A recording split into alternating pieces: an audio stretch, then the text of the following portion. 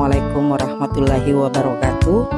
Perkenalkan, saya Jumainteng SPD, calon guru penggerak Angkatan 10 Kabupaten Bantaeng, Sulawesi Selatan, asal sekolah SD 21 Tanga-Tanga. Baik, alhamdulillah kali ini saya akan memaparkan koneksi antar materi, kesimpulan dan refleksi pemikiran Ki Hajar Dewantara.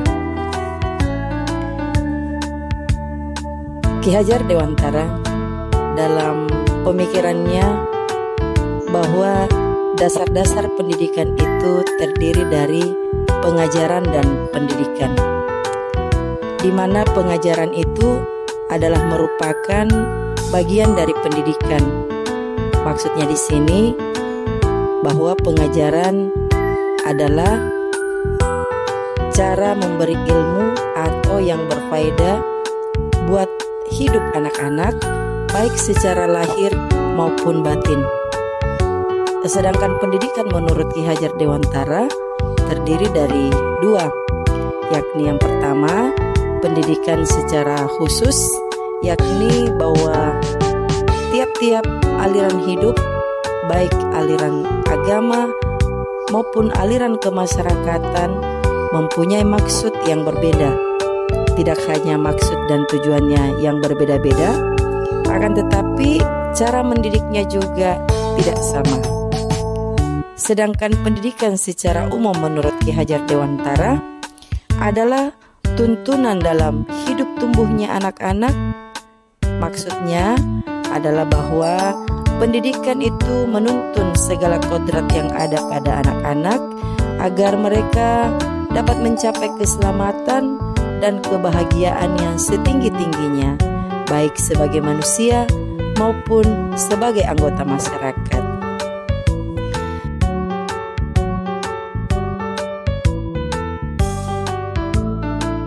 Berdasarkan atas pemaparan tadi, saya menyadari bahwa selama ini apa yang terjadi baik terhadap diri saya sebagai pendidik dan anak-anak atau murid-murid di kelas belum sepenuhnya melaksanakan filosofi pendidikan menurut pemikiran Ki Hajar Dewantara. Apa yang telah terjadi atau situasi di kelas dalam proses pembelajaran banyak yang tidak sesuai dengan pemikiran Ki Hajar Dewantara. Saya menganggap bahwa semua itu sama. Semua anak itu dalam hal ini sama bila memiliki kompetensi yang sama antara satu dan yang lainnya. Mengharap dan menuntut murid untuk sama semua dalam menerima pembelajaran di kelas. Saya tidak pernah berpikir selama ini bahwa setiap anak itu memiliki kodrat masing-masing yang harus saya tuntun dan mengarahkannya tentunya ke arah yang lebih baik sesuai dengan kodratnya masing-masing. Dalam pemikiran saya, kompetensi yang dimiliki anak itu bisa sama semua.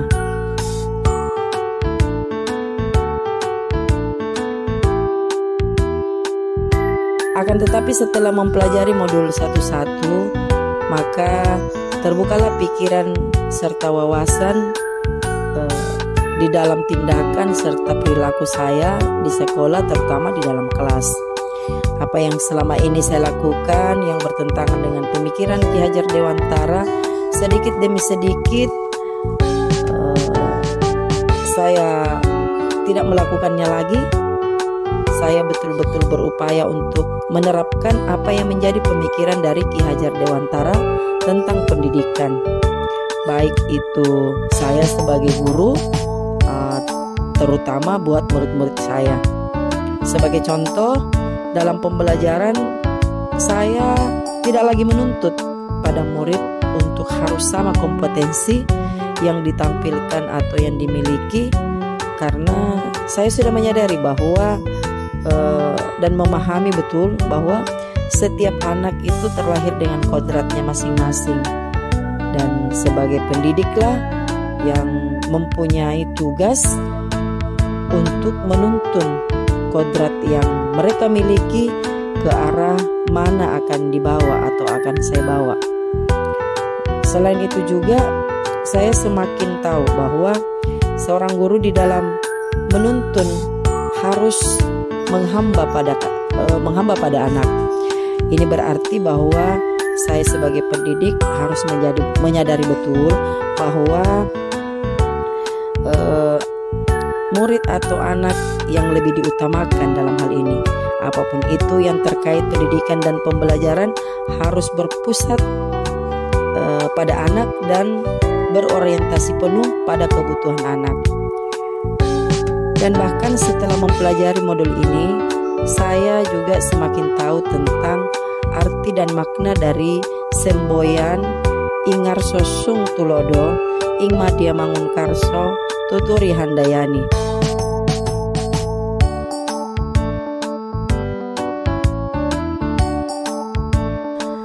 Dengan konsep filosofi pendidikan Ki Hajar Dewantara inilah, saya tentunya akan secepatnya melakukan penerapannya di kelas, sehingga saya telah mencerminkan pemikiran Ki Hajar Dewantara.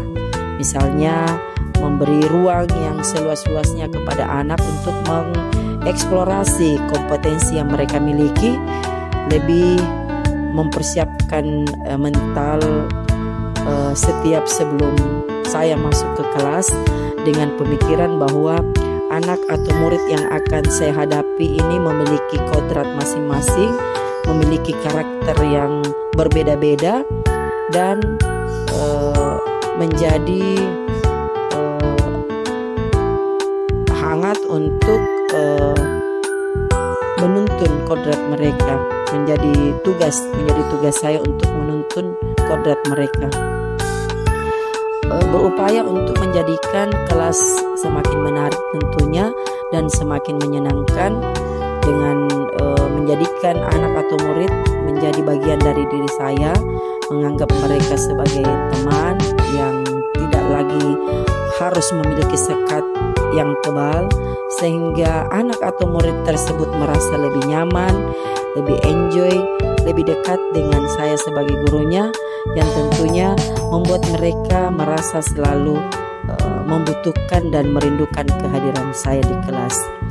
Demikian pemaparan yang bisa saya sampaikan terkait koneksi antar materi, kesimpulan dan refleksi pemikiran Ki Hajar Dewantara.